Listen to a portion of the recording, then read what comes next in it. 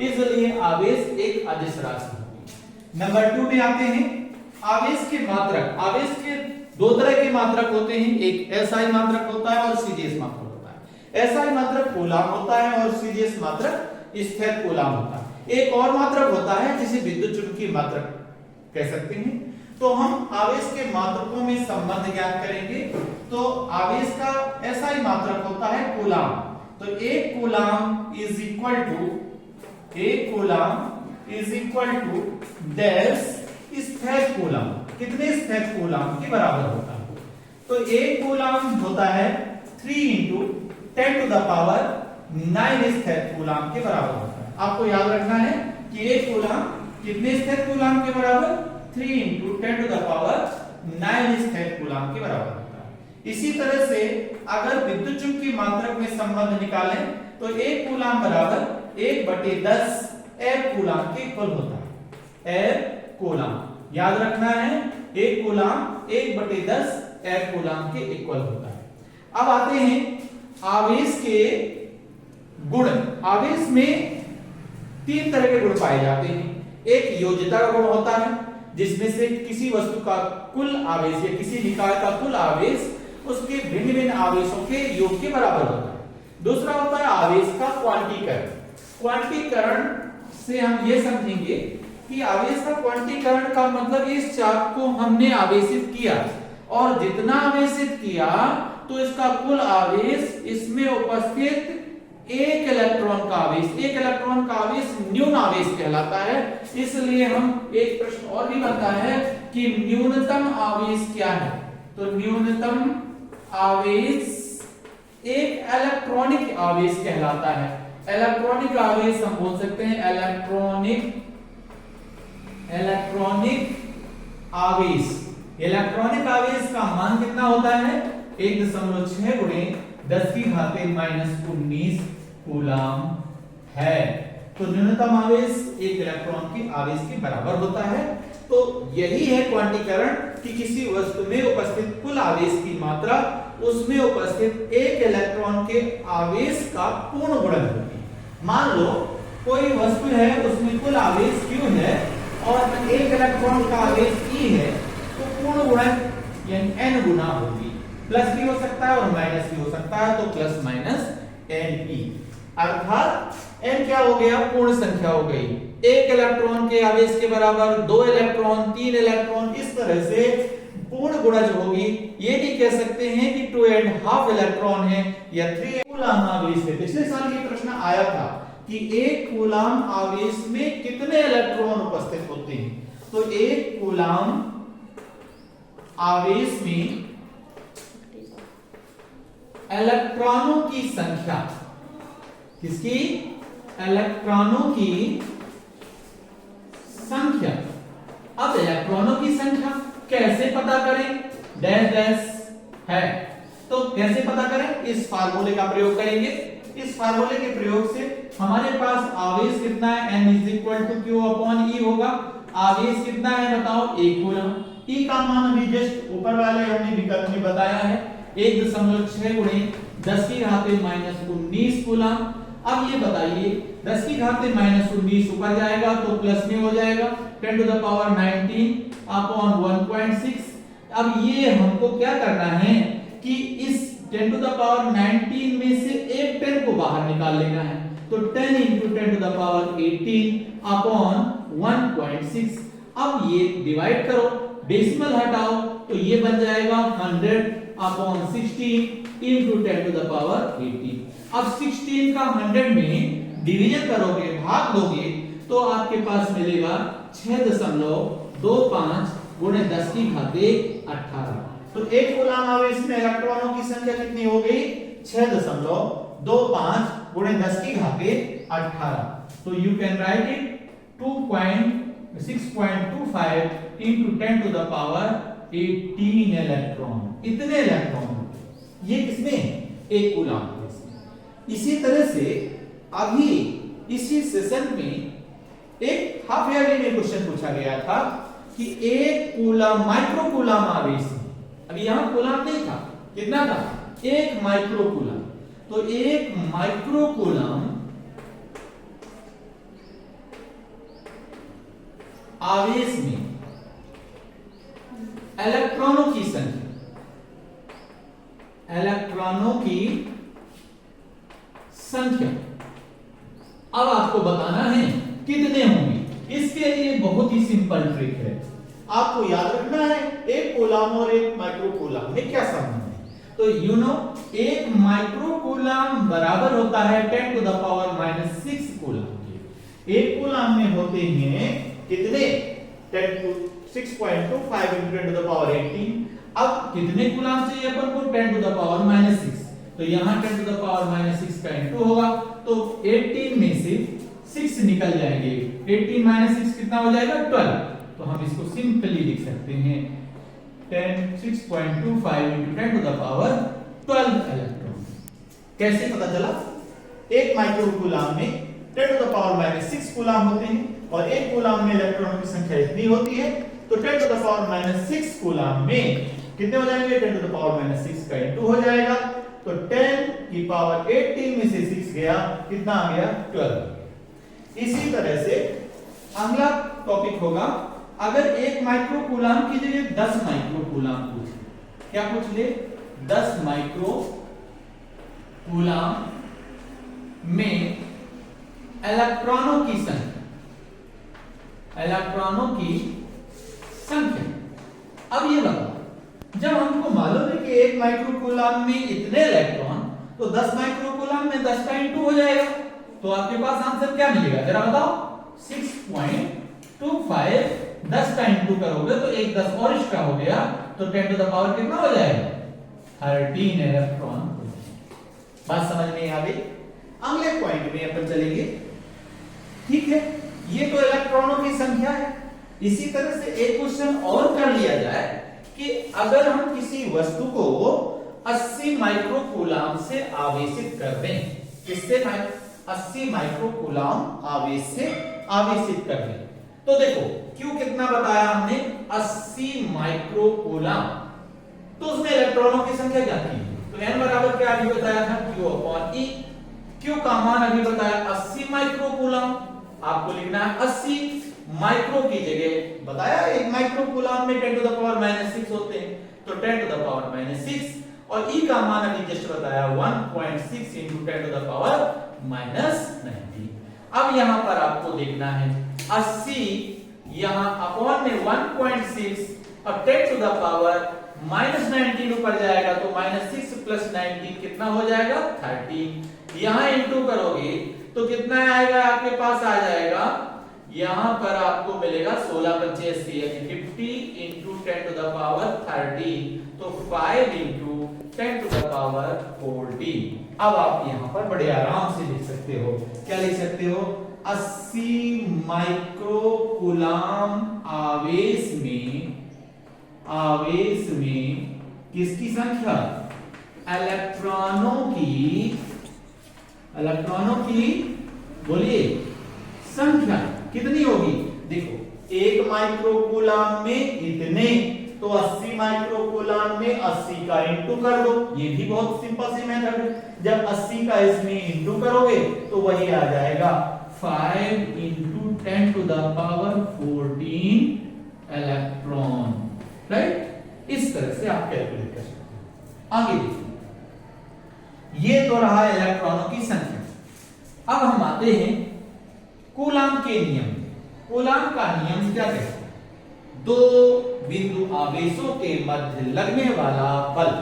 दो बिंदु आवेश क्या है, बिंदु आवेश क्या है, बिंदु आवेश सरल शब्दों में कह सकते हो देखन में छोटे लगे घाव करें गंभीर। ठीक है, कैसे, एक छोटा सा आवेश जिसका परिमाण तो कम है लेकिन उसका प्रभाव अधिक है, ऐसे आवेशों को हम बिंदु आवेश कहते हैं। दो बिंदु आवेश हैं और दोनों बिंदु आवेश किसी न किसी निश्चित दूरी पर रखे हैं, तो उनके मध्य जो बल लग रहा है इस बल को हम बोलते हैं कूलम बल। अब कूलम ने जो नियम प्रतिपादित किया तो ये कहा भैया ये जो बल है वो क्या होता है, इन दोनों आवेशों के परिमाण के गुणनफल के अनुक्रमानुपाती। अनुक्रमानुपाती हटाते हैं तो बराबर में के लगा देते हैं, अनुपातिक नियम, और बीच की दूरी के वर्ग के व्युत्क्रमानुपाती होता। ये क्या है, कूलाम का नियम, कूलाम का नियम है। अब इस नियम को हम अप्लाई करेंगे छोटे से न्यूमेरिकल में। अगर मैं कहूं कि इनकी बीच की दूरी r थी, अब दूरी आधी कर दी जाए, दूरी कर दिया जाए कितना r/2, तो बल भी बदल जाएगा, एड्रेस हो जाएगा। दूरी आधी कर दी गई, q1 q2, दूरी किया हमने r/2, तो r/2 का होल स्क्वायर हो जाएगा। अब ये बताओ कि k q1 q2 और 2 ऊपर जाएगा तो वर्ग है, तो कितना हो जाएगा 4 इंटू 4/r²। ये चीज किसकी वैल्यू है, f की वैल्यू है कि नहीं है? तो हमें मिल गया 4 यानी 4 इंटू f। अब बताइए, अगर दो बिंदु आवेशों के बीच की दूरी आधी कर दी गई तो बल कितने गुना हो गया, 4 गुना, यानी बल बढ़ जाएगा। बल क्या होता है, बढ़ता है। तो हम कह सकते हैं कि दो बिंदु आवेशों के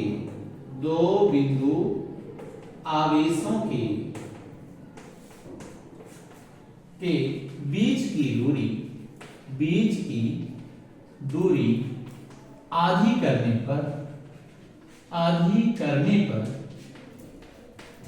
उनके मध्य लगने वाला बल कितने गुना हो गया, बताओ, देख बताओ, 4 गुना। 4 गुना हो जाएगा। कितने गुना हो गया बताओ, 4 गुना। किससे? इस सवाल को हमने हल किया। अब अच्छा, इसी प्रश्न में देखते जाओ, अगर दूरी हमने आधी कर दी, दूरी हम और बढ़ा दें, डबल कर दें, तो बल घटेगा। दूरी बढ़ाने पर बल घटता है और दूरी कम करने पर बल बढ़ता है। दूरी को हमने डबल कर दिया तो घटेगा कैसे, देख लेना। अब हमने दूरी को क्या किया बताओ, तो बल बदल जाएगा। k q1 q2 बटे दूरी को हमने डबल कर दिया यानी 2r कर दिया, होल स्क्वायर है तो होल स्क्वायर, 2 का स्क्वायर करेंगे तो 4 हो जाएगा। k q1 q2 बटे r²। ये तो भैया पहले से ही मालूम है कि f की वैल्यू है, तो हमको मिल गया f dash is equal to 1/4 और यहां पर मिल गया f। यानी बल कितना हो जाएगा, 1/4 गुना। तो दूरी दोगुनी करने पर बल 1/4 गुना। अभी आया अपने ये प्रश्न, तो हम कह सकते हैं कि दो बिंदु आवेशों के मध्य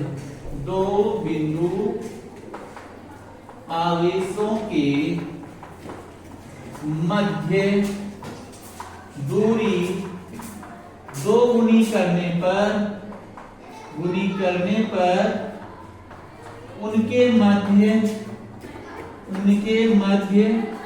लगने वाला बल कितना हो जाएगा, 1/4 गुना हो जाएगा।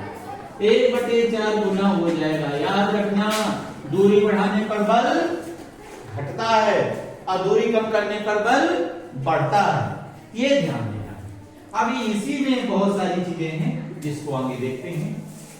अगला टॉपिक होगा अपना, अगर इनके मध्य वाह्य निर्वात हो तो इस अनुपातिक नियतांक का मान कुछ अलग होगा, और वाह्य निर्वात के लिए इस अनुपातिक नियतांक का मान होता है 1/, इसके का मान होता है 1/4 pi epsilon not q1 q2 upon r²। ये क्या है, एप्सिलॉन, इसी को समझना है। एप्सिलॉन नॉट है क्या, वाह्य निर्वात की विद्युतशीलता। ये विद्युतशीलता क्या होती है, विद्युतशीलता ये होती है कि जो दो आवेश रखे हैं ना, इनके मध्य बल लग रहा है, इन आवेशों का प्रभाव है, तो इसमें जो माध्यम है उसके कण भी विद्युतशील हो जाते हैं, यानी विद्युत का गुण उत्पन्न हो जाता है। इसी विद्युत गुण के उत्पन्न होने के गुण को हम क्या बोलते हैं, विद्युतशीलता। वाह्य निर्वात के लिए इसका मान फिक्स होता है, जिसको हम बताएंगे वाह्य निर्वात की, वाह्य निर्वात की विद्युतशीलता। क्या नाम है ये? विद्युतशीलता। भैया विद्युतशीलता किससे इंडिकेट करते हैं? एप्सिलॉन नॉट का मान फिक्स है। कितना फिक्स है? 8.85 into 10 to the power -12। Unit क्या होगी? यूनिट हम नहीं जानते मालूम, तो कैलकुलेट कर लेंगे। एप्सिलॉन नॉट को इधर ले आएंगे, एफ नीचे चला जाएगा, तो Q1 Q2 यानी कूलाम इंटू कूलाम बटे एफ, एफ का मतलब न्यूटन इंटू मीटर स्क्वायर। तो कह सकते हैं कूलाम स्क्वायर बटे में एफ है, यानी पर न्यूटन बटे में आर स्क्वायर है, तो पर मीटर स्क्वायर। ये किसका मान है? विद्युतशीलता का मान। किसकी? वायु निर्वात की विद्युतशीलता। इसके बाद देखिए वायु निर्वात की विद्युतशीलता का मान तो आपको मिल गया, ठीक है। अब हम इसके मान के साथ साथ मात्रक भी मिल गया। मात्रक के आगे की कहानी भी है विमीय सूत्र। विमीय सूत्र निकालना है तो कैसे निकालेंगे? वायु निर्वात की, वायु की विद्युतशीलता, विद्युतशीलता कितनी है? एप्सिलॉन नॉट का विमीय सूत्र। कौन सा सूत्र? विमीय सूत्र। क्या होगा अब आप बताओ। यहां से एप्सिलॉन नॉट को ऊपर करो, एफ को नीचे करो, 1/4 पाई एफ Q1 Q2 बटे आर स्क्वायर। Q1 तो आपको बताया है 80 विमीय सूत्र होता है, Q2 का भी होता है 80 बटे 4 पाई कांस्टेंट है, अचर है, इसकी कोई डायमेंशन फार्मूला नहीं। बल का 11th कक्षा में आपने पढ़ लिया है, m l t की पावर -2। r का r दूरी है इसलिए l स्क्वायर। अब इन सबको ले जाओ, ऊपर ले जाओगे तो m जाएगा ऊपर, तो m inverse l square, l cube हो गया पावर -3, t की पावर -2 और t की पावर 2 ये है, उधर जाएगा +2, तो t पावर 4 और a स्क्वायर। अब आपको कितना मिल गया? m inverse l power -3 t power 4 और a स्क्वायर। ये डायमेंशन फार्मूला विमीय सूत्र है। m inverse l power -3 t power 4 और यहां मिल गया a स्क्वायर, ठीक है। इसके बाद ये वायु निर्वात की विद्युतशीलता है, ठीक है। अगर हम इसी कंडीशन को थोड़ा सा आगे बढ़ा दें, देखो हर तरह के प्रश्न विकल्प में पूछे जाते हैं, कोई जरूरी नहीं है अगर कंटेंट दिया है, टॉपिक है, उससे रिलेटेड कोई भी प्रश्न पूछा जा सकता है। इस 1/4 पाई एप्सिलॉन नॉट की एक फिक्स वैल्यू होती है। कितनी होती है? 9 into 10 to the power 9 Q1 Q2 upon R square. अब बताओ ये वायु निर्वात में अगर मैं कहूं Q1 Q2 का मान 1 हो जाए, यानी Q1 Q2 का मान 1, दूरी 1 हो जाए, तो यह बराबर कितना मिल जाएगा? 9 इंटू 10 टू द पावर 9 और कितना हो जाएगा? न्यूटन। तो मैं कह सकता हूं कि एक कूलाम आवेश, ठीक है, 2 बिंदु आवेश, कितना? 1 कूलाम के 2 बिंदु आवेश 1 मीटर की दूरी पर रखे हों तो उनके मध्य लगने वाला बल कितना होगा? 9 इंटू 10 टू द पावर 9। तो कह सकते हैं एक कूलाम के 2 बिंदु आवेश परस्पर 1 मीटर की दूरी पर रखे हों तो वायु या निर्वात में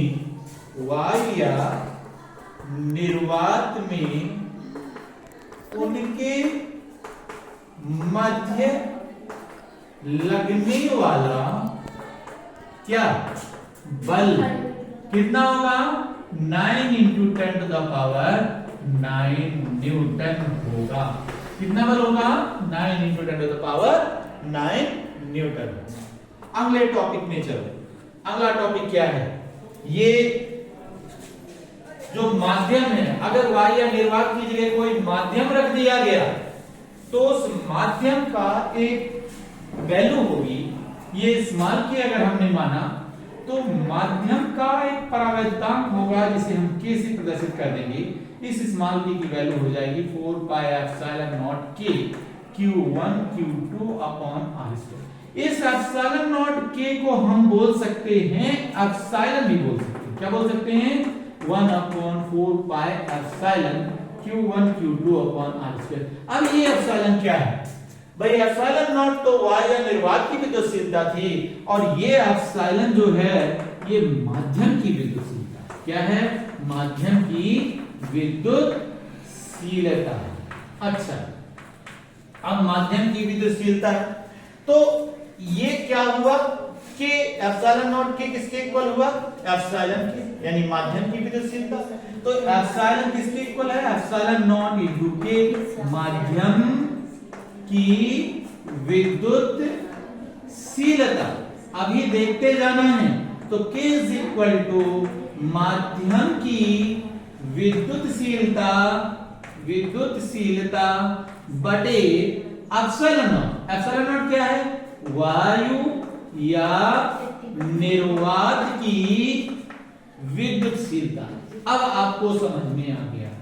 एक को हमने बोला परावैद्युतांक। क्या बोला? परावैद्युतांक। तो परावैद्युतांक क्या है? माध्यम की विद्युतशीलता और वायु या निर्वात की विद्युतशीलता के अनुपात को हम क्या बोलते हैं? परावैद्युतांक कहते हैं।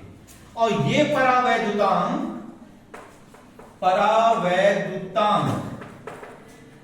का मान हमेशा 1 से अधिक होगा। तो सदैव 1 से कैसा होता है? अधिक होता है।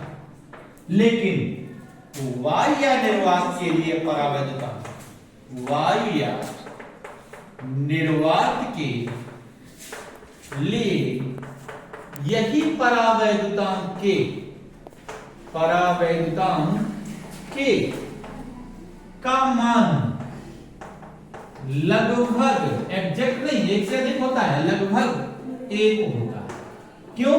क्योंकि 1.0005336 होता है, इसलिए हम 000 के बाद के अंकों को कैलकुलेट ना करें तो लगभग 1 होता है, अन्यथा 1 से अधिक होता है। अगर मैं कहूं कि ये परावैद्युतांक धातु का कितना होता है, तो धातु के लिए ये परावैद्युतांक अनंत होता है। तो धातु के लिए धातु का परावैद्युतांक क्या होता है? अनंत होता है। धातु का परावैद्युतांक कितना होगा? अनंत होगा। याद रखना, धातु का परावैद्युतांक सदैव अनंत होता है। परावैद्युतांक के बाद अब हमने विद्युत क्षेत्र की तीव्रता की भी बात करनी है। परावैद्युतांक का मान निकाल लिया हमने, विद्युत क्षेत्र की तीव्रता और बल। अगर इस परावैद्युतांक को, मान लो परावैद्युतांक कोई माध्यम है, जैसे रुई हो गई, कोई भी कुचालक पदार्थ जैसे रख दिया, दैट इज द परावैद्युतांक। कुचालक मतलब इंसुलेटर रख दिया, जैसे हमने 2 आवेशों के बीच में रुई रख दिया, लकड़ी का बुरादा रख दिया, ये सारी चीजें परावैद्युतांक है। परावैद्युतांक के को अगर रख दिया जाए तो बल घटेगा कि बढ़ेगा? तो अभी जस्ट मैंने ये सूत्र बताया, कूलॉम का नियम, 1/4 pi epsilon not K Q1 Q2 upon r square. यानी परावैद्युतांक रख देने पर बल का मान घट होता है। तो आवेशों के मध्य परावैद्युतांक रख देने पर बल, विद्युत बल, कौन सा बल? विद्युत बल, जिसे कूलॉम बल भी बोलते हैं। कूलॉम बल घट जाता है। ठीक है। इसके बाद अगला टॉपिक, अगर कूलॉम बल घट जाता है तो ठीक है, घट जाने दो। अब अगली बात करेंगे, अगर हम वस्तु को आवेशित करें, कैसे आवेशित कर दें? मान लो इसको हम आवेशित कर रहे हैं। अब कोई भी पदार्थ सर्वप्रथम उदासीन होता है, उसके नाभिक में प्रोटॉन और न्यूट्रॉन होते हैं, बाहर इलेक्ट्रॉन होते हैं। आवेशित करेंगे, प्रोटॉन की संख्या यानी धनावेशित कणों की संख्या न्यूट्रॉन की संख्या के इलेक्ट्रॉन की संख्या के बराबर होगी। जब प्रोटॉन इलेक्ट्रॉन के बराबर हैं और इलेक्ट्रॉन कुछ चले गए तो एक्स्ट्रा कौन बचे? प्रोटॉन, यानी धनावेशित करने के लिए इलेक्ट्रॉनों को हटाना पड़ेगा। तो धनावेशित करने का मतलब है इलेक्ट्रॉन को हटा रहे हैं, यानी क्या कर रहे हैं, उसका द्रव्यमान, कुछ ना कुछ चीजें जाएंगी तो द्रव्यमान घटेगा। तो धनावेशित करने पर, पदार्थ को धनावेशित करने पर, पदार्थ को धनावेशित करने पर, धनावेशित करने पर द्रव्यमान घटता और ऋणावेशित करने पर, और ऋणावेशित करने पर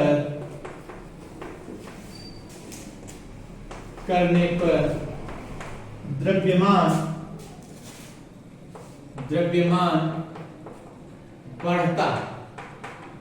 बढ़ता। ठीक है, कोई बात नहीं है, द्रव्यमान बढ़ता है और इसका द्रव्यमान घटता है। अच्छा, ये एक चीज और है, अगर मैं कहूं कि विद्युत क्षेत्र रेखाएं क्या होती हैं, तो विद्युत क्षेत्र रेखाएं कुछ ऐसी हैं विद्युत क्षेत्र में। अब विद्युत क्षेत्र क्या है, आवेश के चारों ओर का वह क्षेत्र, जैसे पृथ्वी के चारों ओर का क्षेत्र होता है, उसी तरह आवेश के चारों ओर का क्षेत्र होता है। पृथ्वी पर नहीं, कोई भी ग्रह होगा उसके चारों ओर का जो क्षेत्र होगा वो गुरुत्वीय क्षेत्र होगा। इसी तरह आवेश के चारों ओर का जो क्षेत्र होगा वो क्या होगा, विद्युत क्षेत्र। किसी आवेश के चारों ओर का वह क्षेत्र जहां उस आवेश का प्रभाव होगा। प्रभाव कैसे होगा, कोई भी आवेश लाएंगे तो वो बल लगेगा, प्रतिकर्षण आकर्षण बल लगेगा या फिर प्रतिकर्षण बल लगेगा, बल तो जरूर लगेगा। तो अगर ये बल लगा रहा है तो ये क्या कहलाएगा, विद्युत क्षेत्र कहलाएगा। इसी क्षेत्र में रखेंगे और बल लग रहा है तो विद्युत क्षेत्र कहलाएगा। चलिए ठीक है, विद्युत क्षेत्र है, बल लग रहा है, तो उसमें से विद्युत क्षेत्र की तीव्रता जो कैलकुलेट करेंगे, परिमाण कितना बल लग रहा है, तो विद्युत क्षेत्र की तीव्रता कहेंगे। विद्युत क्षेत्र की तीव्रता E से प्रदर्शित की जाती है और इसका सूत्र होता है F/Q। F/Q का मतलब, अगर मैं कहूं कि एकांक आवेश पर लगने वाले बल को उस बिंदु की विद्युत क्षेत्र की तीव्रता, मान लो कोई विद्युत क्षेत्र है, किसी बिंदु पर एकांक आवेश रखा है, तो जो बल लग रहा है उस बल को ही विद्युत क्षेत्र की तीव्रता कहते हैं। अब विद्युत क्षेत्र की तीव्रता, यदि परीक्षण आवेश धनात्मक है तो प्रतिकर्षण यानी विद्युत क्षेत्र की तीव्रता और बल क्या होंगे, समान दिशा में होंगे। अगर परीक्षण आवेश ऋणात्मक है तो विद्युत क्षेत्र की तीव्रता और बल कैसे, अगर ये ऋणावेश है तो भाई तीव्रता तो इसकी बाहर की ओर है, लेकिन अब बल जो लगेगा वो बल लगेगा अंदर की ओर। ये विद्युत क्षेत्र की तीव्रता और बल परस्पर ऋणावेशित विपरीत दिशा में। तो कह सकते हैं हम कि यदि विद्युत क्षेत्र में ये परीक्षण आवेश, ऋणात्मक परीक्षण आवेश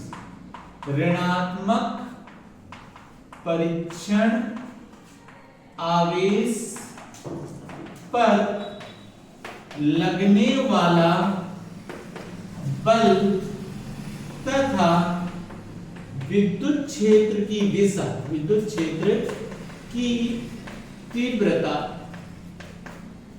परस्पर विपरीत, कैसे होती हैं, परस्पर विपरीत